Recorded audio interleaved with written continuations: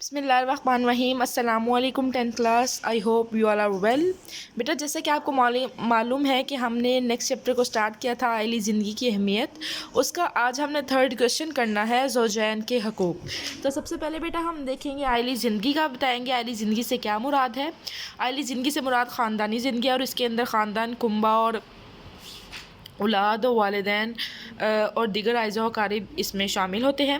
اس کے بعد زوجین کا مفہوم ہے. حقوق زوجین سے مراد میاں اور بیوی ہیں، ٹھیک ہے، اور یہ معاشرے کی اساس ہے، یعنی معاشرے کو خاندان کی اساس ہے اور خاندان کو یہ بنیاد فراہم کرتے ہیں. اس کے بعد حقوق زوجین ہیں. حقوق زوجین سے مراد وہ حقوق و فرائض ہیں جو شوہر اور بیوی دونوں پر ایک دوسرے کے لیے عائد ہوتے ہیں.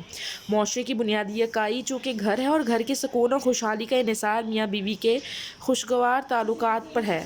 اللہ تعالیٰ نے زوجین کے حقوق مقرر فرما دیے ہیں جو کہ نیکسٹ ہیڈنگ میں ہے کہ بیوی کے حقوق. بیوی کے حقوق میں سب سے پہلا حق ہے حسن سلوک، یعنی بیوی کا پہلا حق یہ ہے کہ شوہر اس سے حسن سلوک سے پیش آئے. ارشاد نبوی ہے، تم میں سے بہتر وہ ہے جو اپنے گھر والوں کے لیے بہتر ہو اور میں اپنے گھر والوں کے لیے تم سے بہتر ہوں. اس کے بعد ہے حق مہر کی ادائیگی. مہر عورت کا شرعی حق ہے جو حقوق زوجیت کے عوض مرد کے ذمہ ہے، ٹھیک ہے، جو کہ حقوق زوجیت کی وجہ سے مرد کے ذمہ ہے. ارشاد خداوندی ہے، بیویوں کو حق مہر ادا کرنا تم پر فرض ہے، ٹھیک ہے، اور دوسرے ارشاد ہے اور عورتوں کو حق مہر خوش دلی سے ادا کیا کرو. اس کے بعد تھرڈ جو ہے وہ بیٹا نان و نفقہ ہے. خوراک، لباس اور رہائش بیوی کا حق ہے.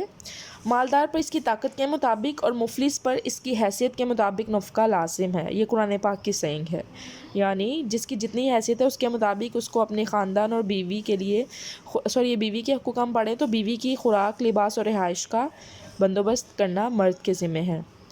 اس کے بعد ہے عدل و مساوات، یعنی ایک سے زائد بیویوں کی صورت میں عدل و مساوات کا خیال رکھنا ضروری ہے.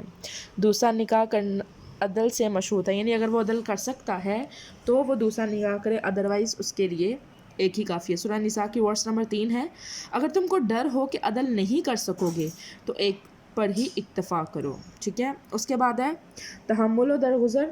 اگر آپ کو مطلب یہ بیوی کا چونکہ حق ہے کہ اگر بیوی کی کوئی بات بری لگ رہی ہے تو مرد کو چاہیے کہ اس کو اگنور کرے اور اس کی خوبیوں پر نظر رکھے. اس کے بعد ہے ظلم سے اجتناب. شوہر اپنی بیوی پر ظلم نہ کرے، مثلا کئی بیویوں کی صورت میں ایک کی طرف زیادہ رغبت جھکاؤ اور دوسری کو بالکل اکیلا چھوڑ دینا ظلم ہے. جیسے کہ قرآن پاک میں ہے، تمہارے لیے جائز نہیں کہ تم ایک بیوی کی طرف زیادہ راغب ہو اور دوسری کو اکیلا چھوڑ دو. اس کے بعد اس کے اوپر بیٹا ہاتھ نہ اٹھائے، اس کو گالی نہ دے، برے الفاظ سے پکارے نہ.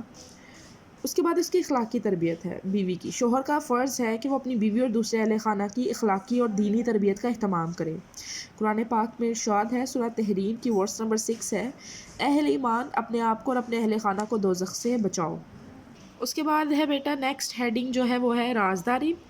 زوجین کے آپس میں کئی راز ہوتے ہیں، یعنی میاں بیوی کے آپس میں کئی راز ہوتے ہیں جن کو ان کے سوا کوئی نہیں جانتا اور ان کا افشا کرنا بد اخلاقی ہے. قرآن پاک میں ہے، عورتیں تمہارا لباس ہے، تم ان کا لباس ہو. مطلب یہ کہ مرد و عورت ایک دوسرے کے رازدان اور پردہ دار ہوتے ہیں، جسے لباس پردہ پوشی کرتا ہے.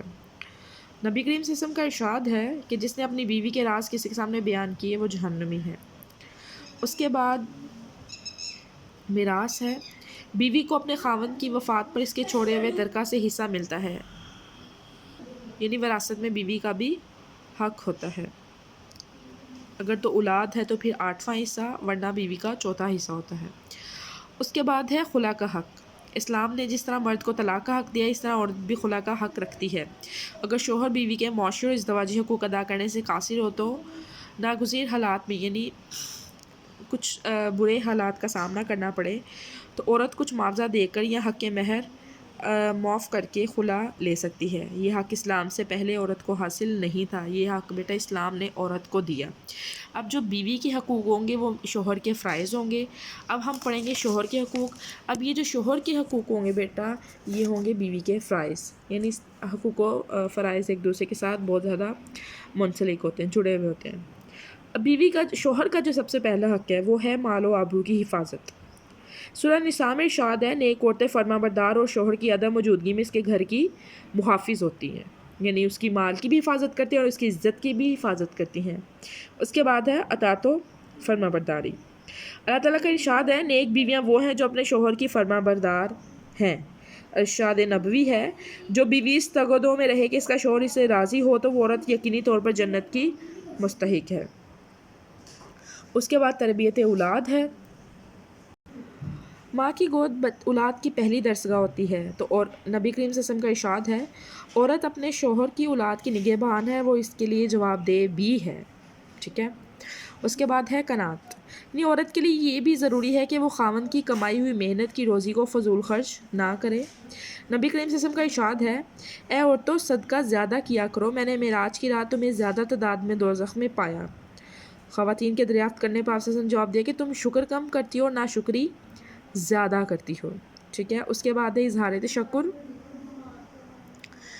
یعنی عورت نبی کریم صلی اللہ علیہ وسلم نے ارشاد فرمایا تم پر جن کا احسان ہے ان کی ناشکری سے بچو۔ تم میں سے ایک بن بیاہی ماں باپ کے گھر بیٹھی رہی، پھر خدا کا تم کو شوہر اور اولاد سے نوازتا ہے اور بیوی شوہر سے خفا ہو کر کہتی کہ میں نے صرف تمہاری طرف سے سکھ نہیں پایا، لہٰذا عورت کو شوہر کی ناشکری نہیں کرنی چاہیے۔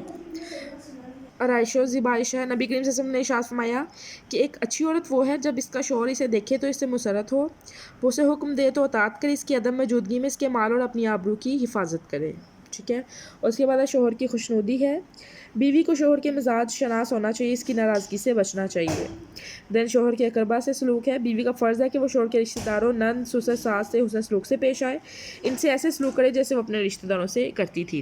دین بیٹا لاسٹ ہیڈنگ آپ کی حاصل کلام کی ہے، آپ نے کہنا ہے کہ اسلام چونکہ دین فطرت ہے، انسان کی نیچر کے اکارڈنگ ہے سارے کا سارا، تو ہمیں اسلام کے بتائے ہوئے طریقے پر عمل کرنا چاہیے، ہمیں ایک دوسرے کے حقوق و فرائض ذمہ داری کے ساتھ ادا کرنا چاہیے، بیوی کو شوہر کے حقوق اور شوہر کو بیوی کے حقوق کا خیال رکھنا چاہیے، کیونکہ اسلام نے اس پر بہت زیادہ زور دیا ہے، ٹھیک ہے بیٹا۔ یہ آپ کا 3rd لانگ کوسچن تھا، اس کو اچھے سے دیکھ لیجیے گا، یاد کر لیجیے گا۔ ٹیک کیئر، اللہ حافظ۔